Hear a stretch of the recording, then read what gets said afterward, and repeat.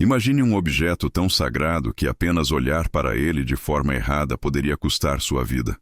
Tão poderoso que derrotava exércitos inteiros, derrubava cidades fortificadas e trazia a presença literal de Deus para o meio de um povo. Agora imagine que esse objeto desapareceu da face da Terra há mais de 2.500 anos, e ninguém sabe onde está. A Arca da Aliança não é apenas uma relíquia antiga mencionada na Bíblia. Ela foi o projeto mais detalhado e sagrado que Deus já entregou à humanidade. Cada medida, cada material, cada detalhe tinha um propósito divino que mudaria para sempre o destino de uma nação inteira. Você vai descobrir os segredos por trás desse objeto extraordinário. Vou revelar as especificações exatas que Deus deu a Moisés no Monte Sinai, o simbolismo profundo escondido em cada elemento da arca e os eventos sobrenaturais que provaram seu poder absoluto. Você vai entender por que homens morreram apenas por tocá-la e como ela representava algo muito maior do que qualquer tesouro terreno. Mas aqui está a grande questão. Onde está a arca hoje? Por que ela desapareceu?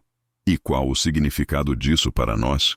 Baseado em textos bíblicos, registros históricos e descobertas arqueológicas, esta é a história completa da Arca da Aliança. Fique até o final, porque vou revelar o mistério do seu desaparecimento e o legado surpreendente que ela deixou para a humanidade. Para entender a Arca da Aliança, precisamos voltar ao deserto do Sinai, há mais de 3.000 anos. O povo de Israel tinha acabado de ser libertado de 400 anos de escravidão no Egito. Eles haviam testemunhado as 10 pragas devastadoras, atravessado o Mar Vermelho em terra seca, enquanto as águas se abriam como muralhas, e agora acampavam aos pés de uma montanha que fumegava com a presença de Deus. O Monte Sinai não era um lugar comum naquele momento. A Bíblia descreve uma cena absolutamente aterrorizante. Trovões ecoavam pelo deserto, relâmpagos rasgavam o céu, uma nuvem espessa cobria o cume da montanha, e o som de uma trombeta cada vez mais forte fazia todo o povo tremer de medo. O monte inteiro estava envolto em fumaça, porque o Senhor tinha descido sobre ele em fogo.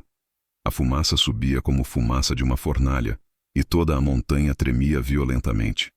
Foi nesse cenário extraordinário que Moisés subiu ao encontro de Deus. Ele ficou 40 dias e 40 noites na presença do Altíssimo, sem comer pão e sem beber água. E foi ali, naquele encontro divino, que Deus revelou algo que mudaria completamente a relação entre ele e seu povo. Deus não queria apenas libertar Israel do Egito. Ele queria habitar no meio deles. Queria caminhar com eles pelo deserto. Queria que sua presença fosse real, tangível, acessível. Mas havia um problema monumental.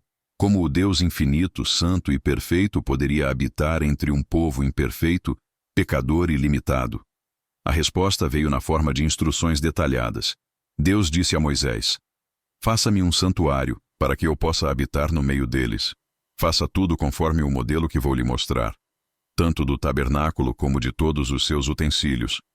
E o tabernáculo seria uma tenda portátil, uma morada divina que poderia ser montada e desmontada enquanto Israel viajava pelo deserto. Mas no coração desse santuário, no lugar mais sagrado de todos, estaria um objeto que representaria o próprio trono de Deus na terra, a Arca da Aliança. Não foi ideia de Moisés. Não foi uma sugestão dos anciãos de Israel. Não foi um conceito desenvolvido pelos sacerdotes. A Arca da Aliança foi um projeto que veio diretamente do céu, com especificações divinas exatas, entregue palavra por palavra ao homem que Deus havia escolhido para liderar seu povo. Em Êxodo 25, versículos 10 a 22, Deus descreve cada detalhe com precisão milimétrica. Não havia espaço para criatividade humana ou interpretação artística. Cada medida importava. Cada material tinha significado. Cada elemento carregava um propósito eterno. Por quê? Porque a arca não seria apenas um móvel religioso ou um símbolo cultural. Ela seria o ponto de encontro entre o céu e a terra, o lugar onde a glória de Deus desceria, o espaço onde o Deus Santo se comunicaria com homens pecadores, o trono do Rei do Universo estabelecido no meio de um povo nômade no deserto. Deus estava estabelecendo algo revolucionário.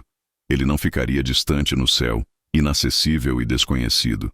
Ele desceria, se aproximaria, habitaria entre seu povo. A arca seria a evidência física dessa promessa extraordinária.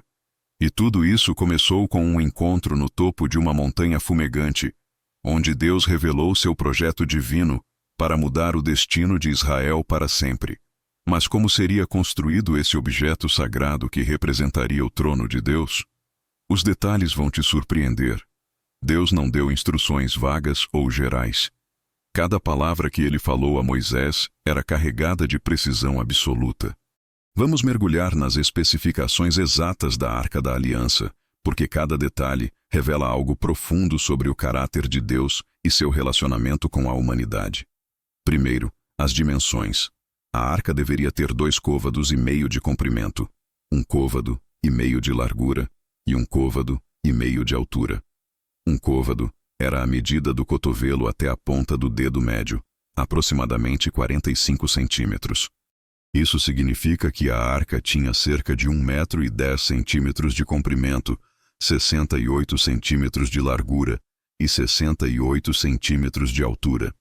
Era uma caixa relativamente pequena, do tamanho aproximado de uma mesa de centro moderna, mas seu significado era infinitamente maior do que suas dimensões físicas. O material base era madeira de acácia. Essa escolha não foi aleatória. A acácia era uma das poucas árvores que cresciam no deserto do Sinai. Sua madeira era extremamente resistente, densa e praticamente indestrutível por insetos. Enquanto Israel vagaria pelo deserto por 40 anos sob o sol escaldante, através de tempestades de areia e condições brutais, a arca precisava suportar tudo. A madeira de acácia garantia durabilidade, mas também simbolizava algo profundo: a humanidade de Cristo, que milhares de anos depois seria revelado como o verdadeiro cumprimento de tudo que a arca representava. Mas a madeira não ficaria exposta. Deus ordenou que a arca fosse revestida de ouro puro por dentro e por fora. Imagine o trabalho meticuloso. Cada centímetro da superfície interna e externa coberto com ouro batido, o metal mais precioso e incorruptível conhecido pelo homem antigo. O ouro representava a divindade, a realeza, a perfeição, enquanto a madeira apontava para a humanidade. O ouro proclamava a santidade absoluta de Deus. Ao redor da arca, no topo, havia uma moldura de ouro, como uma coroa que circundava todo o perímetro. Essa moldura não era apenas decorativa. Ela elevava a tampa, criando um espaço sagrado, e marcava visualmente a arca como objeto de realeza divina. Agora vamos à parte superior, o propiciatório. Essa era a tampa da arca, feita de ouro puro maciço. Não era madeira revestida, mas ouro sólido do começo ao fim. O propiciatório media exatamente o mesmo comprimento e largura da arca, encaixando-se perfeitamente sobre ela. E sobre essa tampa de ouro, algo extraordinário: 2 querubins. Os querubins eram seres angelicais poderosos, guardiões da santidade de Deus. Na arca, eles foram esculpidos de ouro batido, formando uma peça única com o propiciatório. Não eram peças separadas soldadas, mas moldadas a partir do mesmo bloco de ouro. Um querubim em cada extremidade, suas asas estendidas para cima e curvadas para frente, cobrindo o propiciatório com suas pontas se tocando no centro. Seus rostos estavam voltados um para o outro, mas inclinados para baixo, olhando para o propiciatório, como se estivessem em perpétua reverência diante da presença de Deus. Era ali, entre os 2 querubins, acima do propiciatório, que Deus prometeu se encontrar com Moisés. A Shequina, a glória visível de Deus, repousaria naquele espaço. Deus literalmente disse: "Ali me encontrarei com você e lhe darei todas as minhas ordens para os israelitas." Mas havia um detalhe crucial sobre o transporte da arca. Ela nunca, jamais, poderia ser tocada por mãos humanas. Para isso, Deus ordenou que fossem fundidas 4 argolas de ouro, fixadas nos 4 pés da arca, 2 de cada lado. Através dessas argolas passariam varas longas, feitas também de madeira de acácia e revestidas de ouro. Essas varas permaneceriam sempre nas argolas e nunca seriam removidas. Quando a arca precisasse ser transportada, Os levitas designados colocariam as varas sobre seus ombros e a carregariam, mantendo sempre a distância necessária para não profanar o objeto sagrado. Mas quem seria capaz de construir algo tão extraordinário? Deus não deixou isso ao acaso. Ele escolheu especificamente 2 homens, Bezalel, filho de Uri, da tribo de Judá, e Aholiabe, filho de Aizamaque, da tribo de Dan. E aqui está o detalhe impressionante. Deus não apenas os escolheu, ele os capacitou sobrenaturalmente. A Bíblia diz que Deus encheu Bezalel com o Espírito Divino, dando-lhe habilidade, inteligência e conhecimento em todo tipo de artesanato, para trabalhar com ouro, prata e bronze, para cortar e engastar pedras preciosas, para entalhar madeira e para executar todo tipo de obra artística. Aholiabe recebeu a mesma capacitação divina para ensinar outros e para fazer todo o trabalho de artesão e designer. Esses homens não eram apenas habilidosos por talento natural. Eles foram sobrenaturalmente equipados pelo próprio Deus para executar o projeto celestial com perfeição absoluta. Cada martelada no ouro, cada medida da madeira, cada detalhe da construção era guiado pelo Espírito de Deus. A Arca da Aliança não foi construída por acidente ou por tentativa e erro. Foi um projeto divino executado por homens divinamente capacitados, seguindo especificações celestiais exatas, para abrigar a presença do Deus Todo-Poderoso no meio de seu povo. Cada detalhe tinha um propósito e um significado profundo que mudaria tudo. A Arca da Aliança não era apenas uma caixa de ouro impressionante. Ela era carregada de simbolismo em múltiplas camadas, revelando verdades eternas sobre Deus, sobre a humanidade e sobre o plano divino de redenção. Vamos desvendar o que estava dentro da arca e o que cada elemento representava. Dentro da arca, Deus ordenou que 3 objetos sagrados fossem guardados. Primeiro, as 2 tábuas da lei, escritas pelo próprio dedo de Deus no Monte Sinai. Essas não eram regras humanas ou sugestões morais.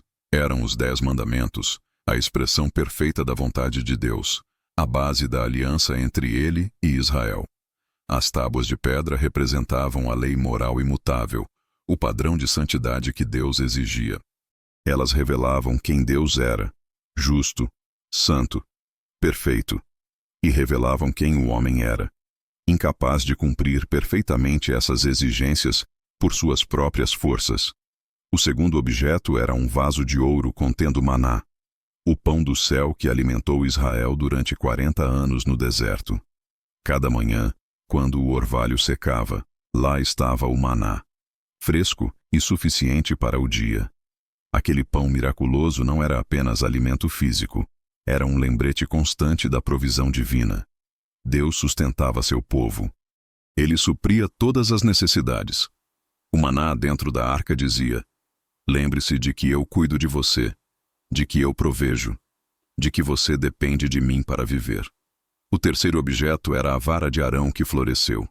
Essa vara tinha sido um pedaço de madeira morta, mas Deus a fez brotar flores e produzir amêndoas durante a noite como sinal de que Arão e seus descendentes eram os sacerdotes escolhidos por Deus. Ela representava a autoridade divina, a liderança estabelecida por Deus e não por vontade humana. Era um memorial de que Deus escolhe, Deus autoriza, Deus confirma seus servos. Dentro da arca, portanto, estava a lei que condenava, a provisão que sustentava e a autoridade que guiava. 3 elementos fundamentais da relação entre Deus e Israel. Mas o elemento mais significativo da arca não estava dentro dela. Estava sobre ela. O propiciatório.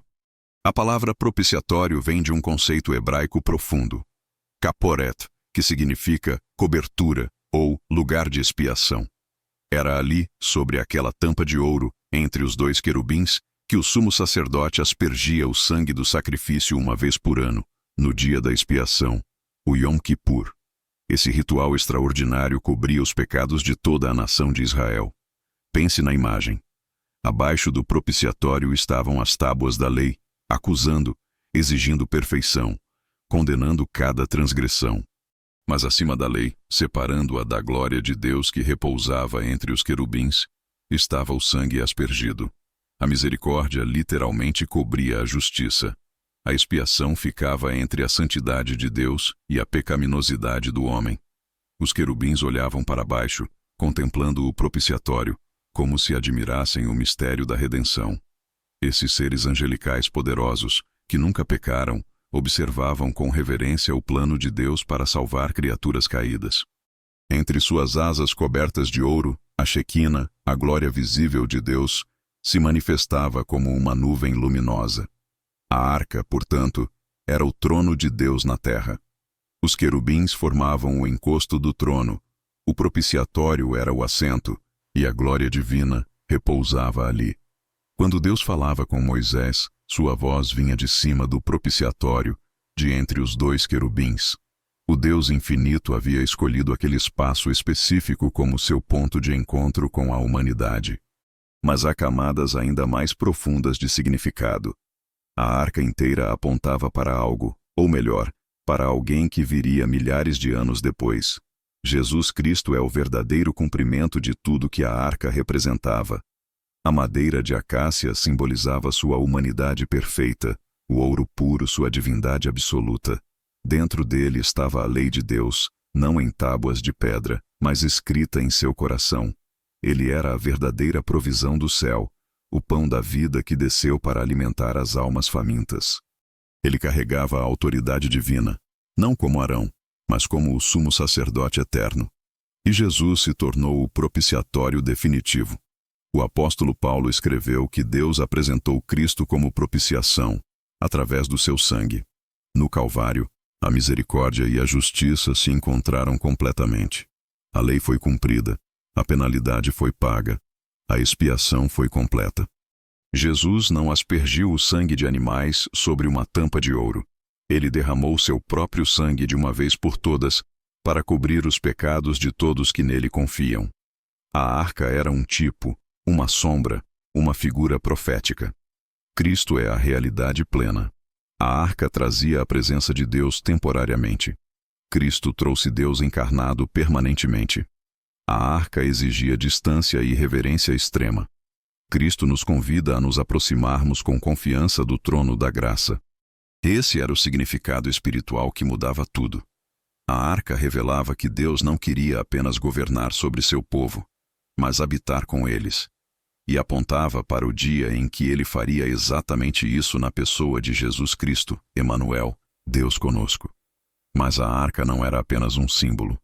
Ela tinha poder real. A história de Israel está repleta de momentos extraordinários em que a Arca da Aliança demonstrou que a presença de Deus não era uma ideia abstrata ou um conceito religioso, mas uma realidade poderosa e tangível. Vamos percorrer os eventos mais impressionantes que provaram o poder absoluto desse objeto sagrado. O primeiro grande milagre aconteceu na entrada da Terra Prometida. Após 40 anos vagando pelo deserto, Israel finalmente estava pronto para atravessar o Rio Jordão e entrar em Canaã. Mas havia um problema. O Jordão estava transbordando, em época de cheia, com águas turbulentas e impossíveis de atravessar. Não havia pontes, não havia barcos suficientes para 2 milhões de pessoas. E o rio era uma barreira natural formidável. Deus deu a Josué, o sucessor de Moisés, uma instrução específica. Os sacerdotes deveriam carregar a Arca da Aliança e caminhar à frente do povo. Quando os pés dos sacerdotes tocassem as águas do Jordão, algo sobrenatural aconteceria.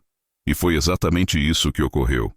No momento em que os sacerdotes, carregando a arca nos ombros pelas varas de ouro, pisaram na borda do rio, as águas que desciam de cima pararam.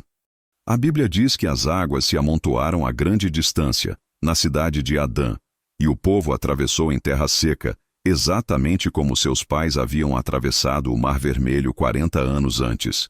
Mas aqui está o detalhe extraordinário. Os sacerdotes permaneceram no meio do Jordão, com a arca, enquanto toda a nação atravessava. Mais de 2 milhões de pessoas caminharam pelo leito seco do rio, enquanto a presença de Deus, representada pela arca, mantinha as águas sobrenaturalmente suspensas. Somente depois que todos atravessaram, e 12 pedras memoriais foram colocadas no meio do rio, os sacerdotes subiram com a arca. e as águas voltaram a fluir normalmente. A mensagem era clara. Onde a presença de Deus ia, o impossível se tornava possível. O próximo evento foi ainda mais dramático, a conquista de Jericó. Essa era uma cidade fortificada, com muralhas maciças e impenetráveis. Militarmente, Israel não tinha equipamento para um cerco prolongado. Não tinham arietes, catapultas ou torres de assalto. Mas tinham a Arca da Aliança. Deus deu instruções que, do ponto de vista militar, pareciam completamente absurdas. Durante 6 dias consecutivos, o exército de Israel deveria marchar ao redor da cidade uma vez por dia. À frente iam sacerdotes tocando trombetas, e depois deles vinha a Arca da Aliança, carregada pelos levitas. Atrás da arca, marchava todo o exército, em silêncio absoluto, exceto pelo som das trombetas. Nenhum grito de guerra, nenhuma palavra, apenas a marcha solene ao redor das muralhas. No 7º dia, a ordem mudou. Marchar ao redor da cidade 7 vezes. Na 7ª volta, quando as trombetas soassem um toque longo, todo o povo deveria gritar com toda a força. E foi isso que aconteceu. O resultado foi espetacular e impossível de explicar por leis naturais. As muralhas de Jericó, com metros de espessura e altura, desabaram completamente. Ruíram sobre si mesmas, criando uma rampa de escombros pela qual o exército de Israel subiu e conquistou a cidade. Arqueólogos modernos que escavaram o sítio de Jericó confirmaram que as muralhas, de fato, caíram para fora, algo que não acontece em cercos normais ou terremotos naturais. A arca havia precedido a vitória. A presença de Deus derrubou o que nenhuma força humana poderia destruir. Mas nem sempre Israel tratou a arca com a reverência devida, e as consequências foram terríveis. Durante o período dos juízes, Israel enfrentou os filisteus, um povo poderoso que habitava a costa do Mediterrâneo. Numa batalha desastrosa, Israel foi derrotado, perdendo 4.000 homens. Desesperados, os líderes tiveram uma ideia que parecia brilhante, mas era profundamente equivocada.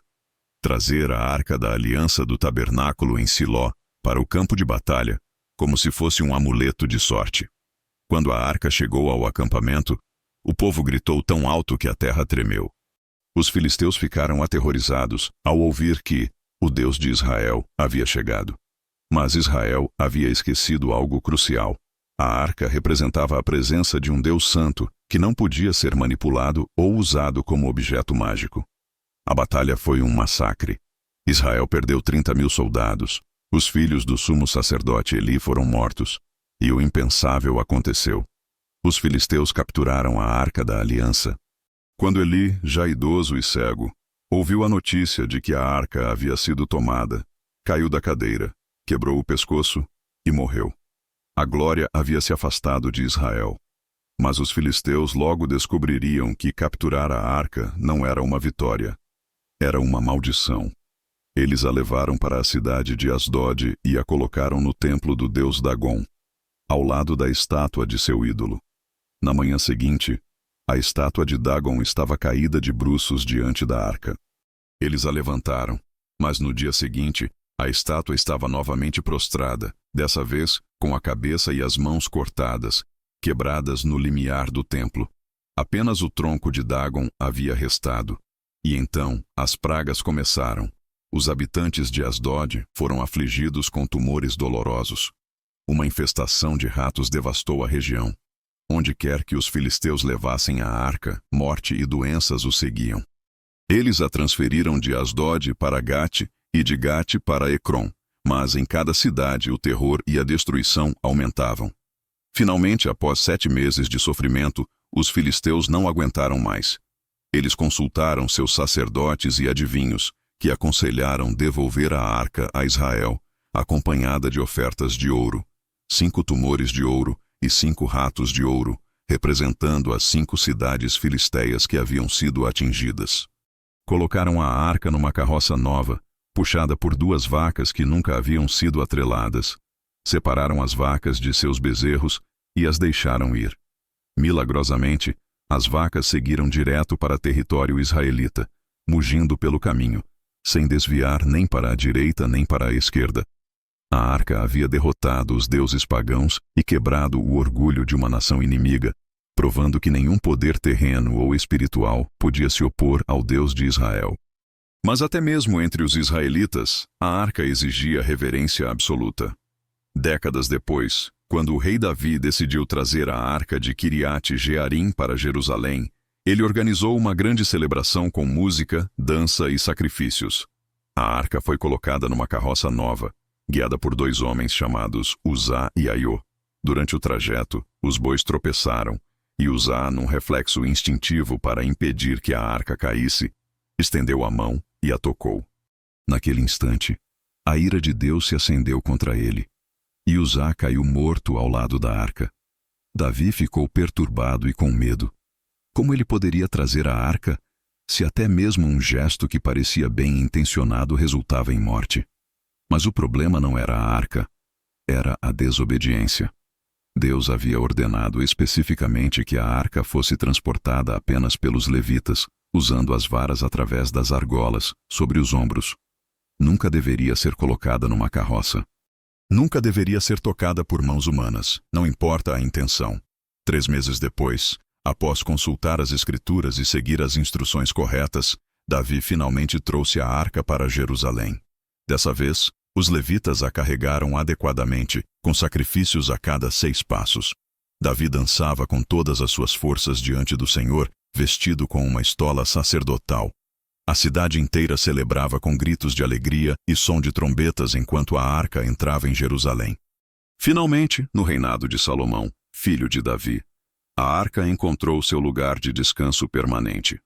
Salomão construiu o magnífico templo em Jerusalém, e num dia de dedicação solene, os sacerdotes carregaram a arca para o Santo dos Santos, o lugar mais sagrado do templo. Eles a colocaram sob as asas de 2 querubins gigantes feitos de madeira de oliveira e revestidos de ouro, cada um com mais de 4 metros de altura. No momento em que os sacerdotes saíram do Santo dos Santos, algo extraordinário aconteceu. Uma nuvem encheu o templo com tal intensidade que os sacerdotes não conseguiam nem mesmo ficar de pé para ministrar. A glória do Senhor havia enchido o templo de Deus. A presença divina havia tomado posse de sua morada terrena. Esse foi o ápice da história da arca. Israel estava em seu momento de maior glória. O templo era uma maravilha arquitetônica. A nação estava em paz e prosperidade. E a arca da aliança descansava no lugar que Deus havia designado para ela. Mas essa glória não duraria para sempre. No auge da glória de Israel, a arca desapareceu, e até hoje ninguém sabe onde está. O que aconteceu com o objeto mais sagrado da história de Israel é um dos maiores mistérios da arqueologia e da história bíblica. A última menção confiável da arca nas Escrituras ocorre durante o reinado do rei Josias, por volta de 622 a.C., quando ele ordenou que os levitas a colocassem de volta no templo. Depois disso, silêncio absoluto. Para entender o desaparecimento da arca, precisamos voltar ao ano 586 a.C., um dos momentos mais sombrios da história de Israel. Nabucodonosor, o poderoso rei da Babilônia, sitiou Jerusalém depois que o rei Zedequias se rebelou contra o domínio babilônico. O cerco foi brutal e durou meses. A fome dentro da cidade tornou-se tão desesperadora que as pessoas recorreram ao canibalismo. As muralhas foram finalmente rompidas e os soldados babilônios invadiram como uma onda destruidora. Zedequias tentou fugir, mas foi capturado. Nabucodonosor forçou-o a assistir seus próprios filhos sendo executados e depois mandou arrancar seus olhos. Essa foi a última coisa que Zedequias viu antes de ser levado acorrentado para a Babilônia. A cidade foi saqueada completamente.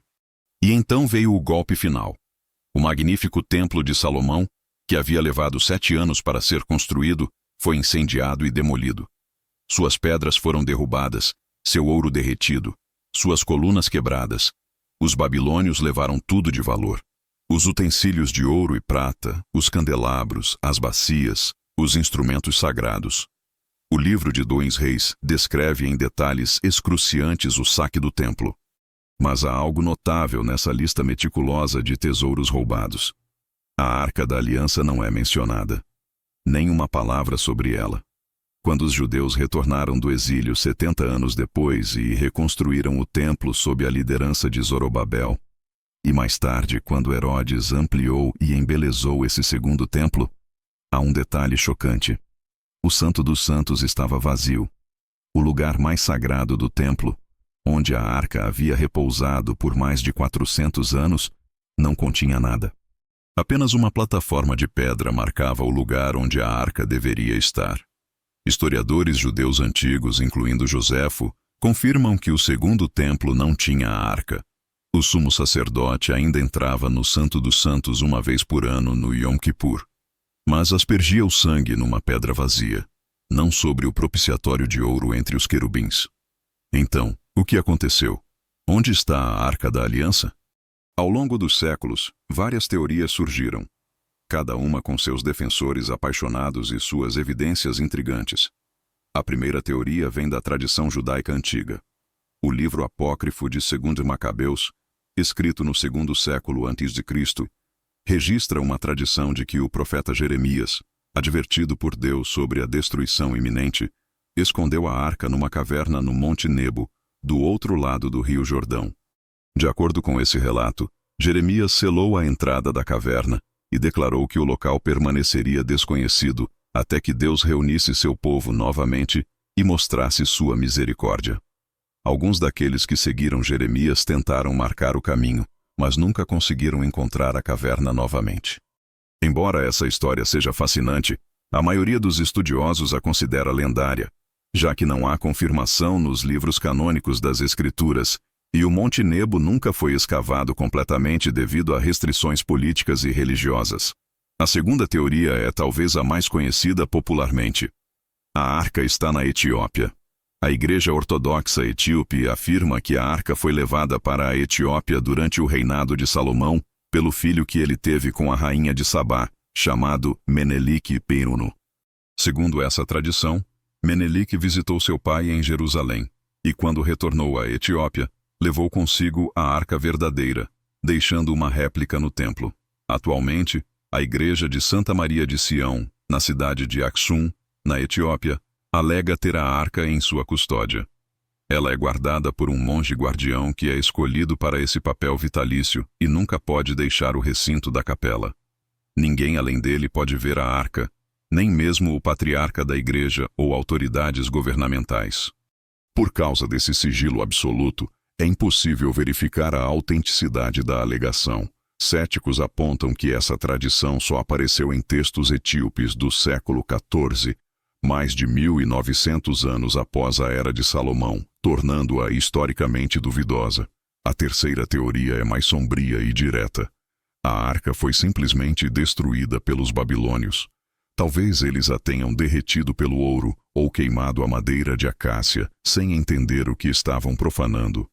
Essa teoria explicaria por que não há registro dela sendo levada para a Babilônia, e por que ela nunca reapareceu. O silêncio das Escrituras sobre seu destino poderia ser porque não havia nada de glorioso para registrar, apenas a devastação completa de tudo o que era sagrado. A quarta teoria é alimentada por arqueólogos e caçadores de tesouros. A arca está escondida em túneis secretos sob o monte do templo em Jerusalém. Evidências arqueológicas confirmam que há uma rede extensa de câmaras e túneis sob o monte do templo, alguns datando da época do primeiro templo. A teoria sugere que sacerdotes fiéis, sabendo da invasão iminente, esconderam a arca nesses túneis para protegê-la. O problema é que escavações sob o monte do templo são politicamente impossíveis. O local é sagrado tanto para judeus quanto para muçulmanos, e qualquer tentativa de escavação causa tensões internacionais enormes. Algumas expedições não autorizadas foram tentadas ao longo dos anos, mas nenhuma encontrou evidências conclusivas.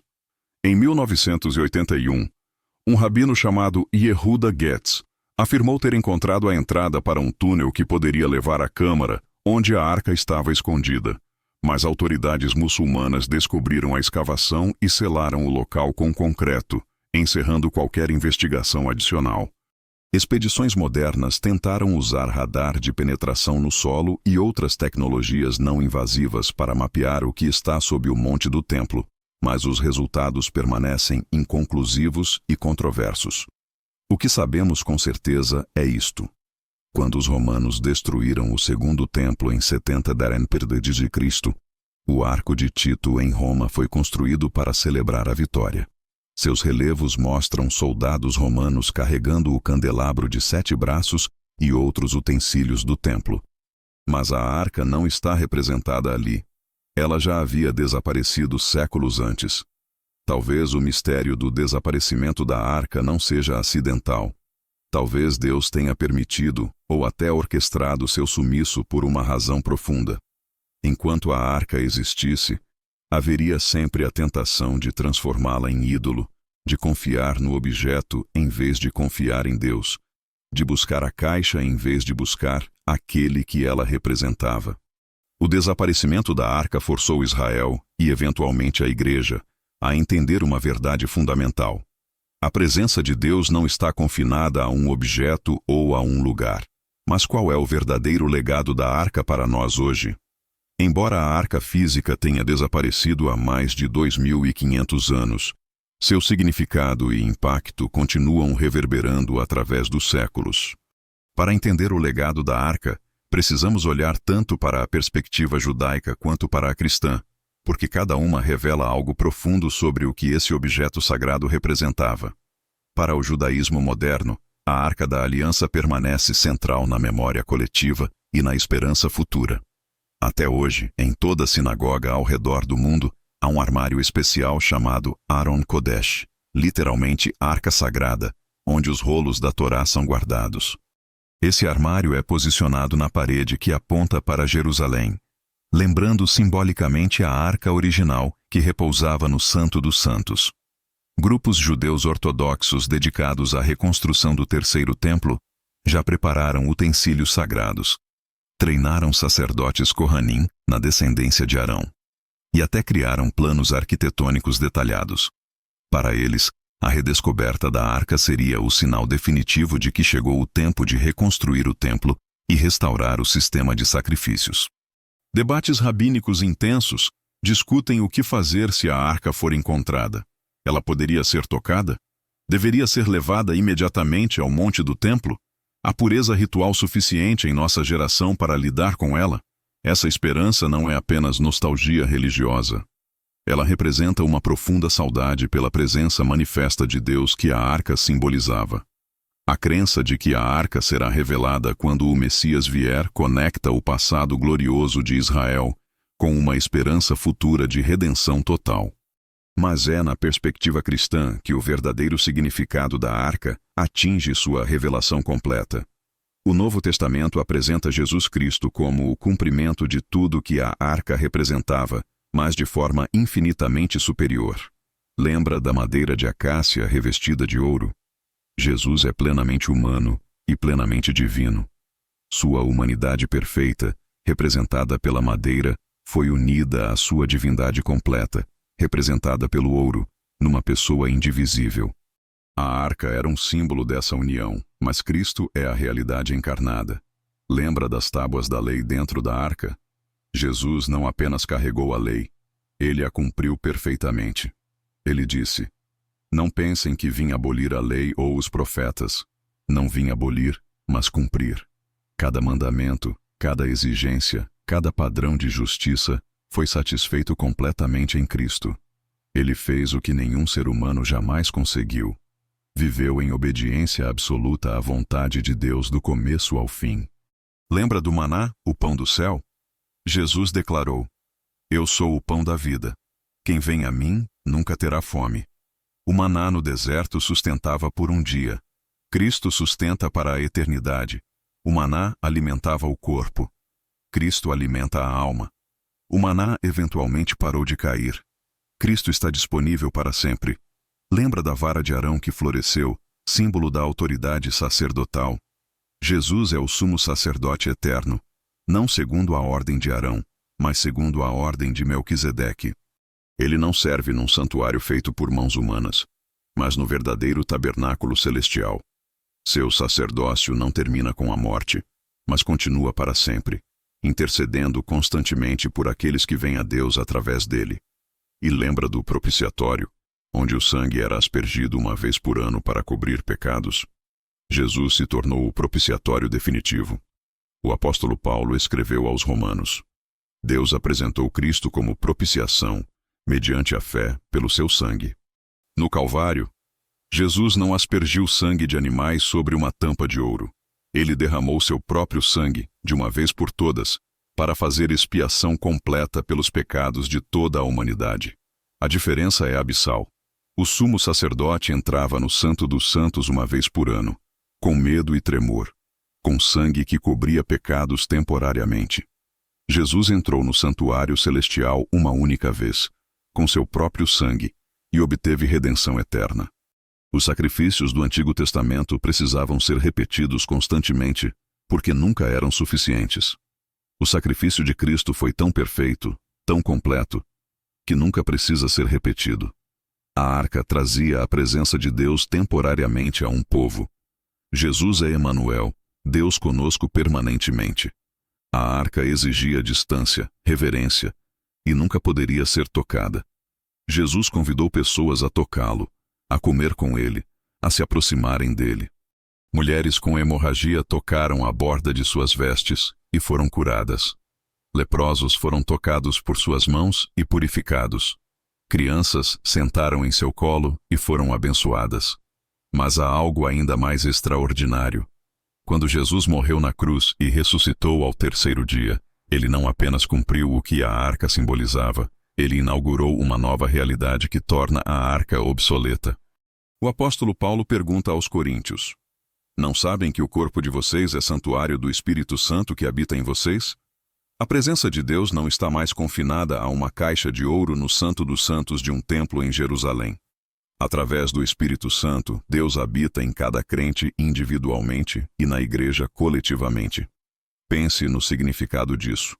No Antigo Testamento, apenas o sumo sacerdote podia entrar na presença de Deus, uma vez por ano, com sangue de animais, com medo de morrer. Hoje, através de Cristo, todo crente pode entrar com ousadia no trono da graça a qualquer momento, em qualquer lugar.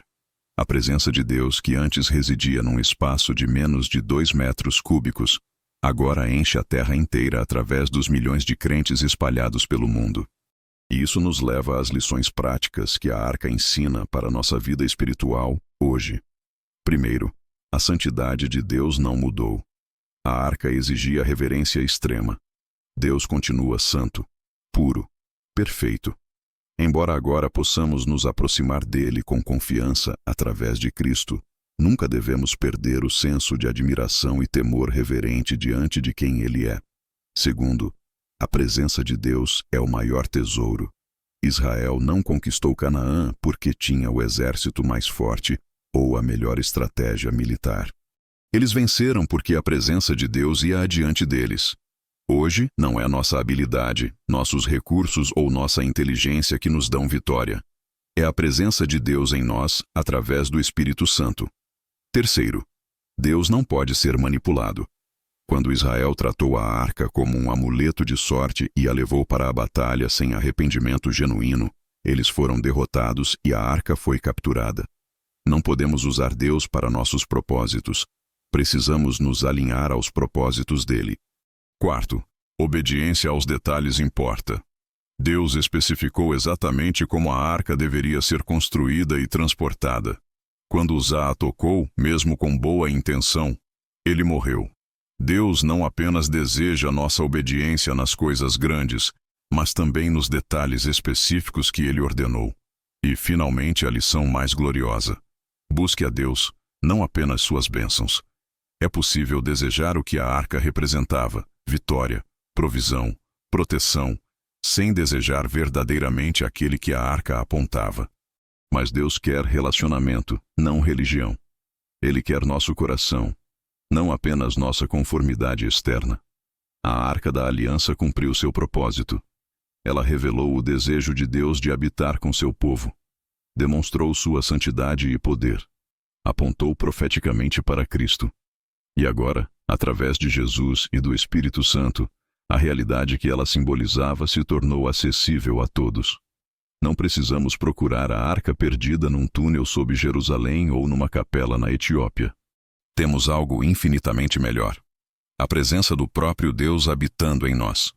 Percorremos uma jornada extraordinária através da história da Arca da Aliança. Vimos como Deus deu especificações precisas a Moisés no Monte Sinai. Cada detalhe carregado de significado. A madeira de acácia representando humanidade. O ouro puro simbolizando divindade.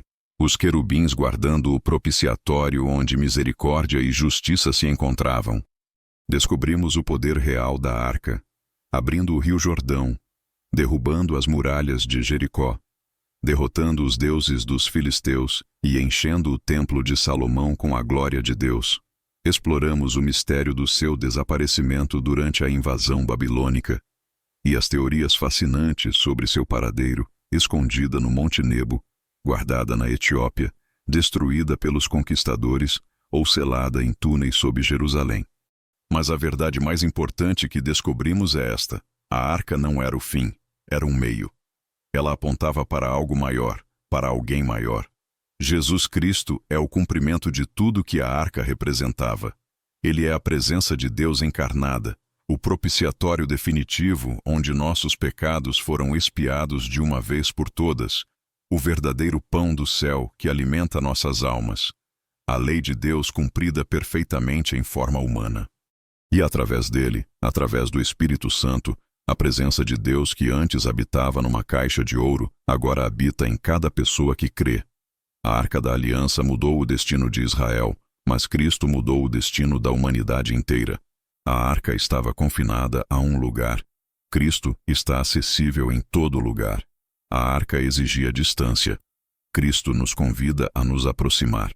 A arca eventualmente desapareceu, mas Cristo vive para sempre. Então, o que você achou dessa história?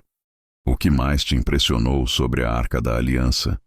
Foi o poder sobrenatural que ela demonstrou? O simbolismo profundo de cada elemento? Ou a forma como tudo apontava profeticamente para Jesus? Deixe seu comentário abaixo. Eu quero saber sua perspectiva. Se este vídeo te ajudou a entender melhor a Bíblia e o plano de Deus através da história, clique no like e compartilhe com alguém que também se interessa por esses temas.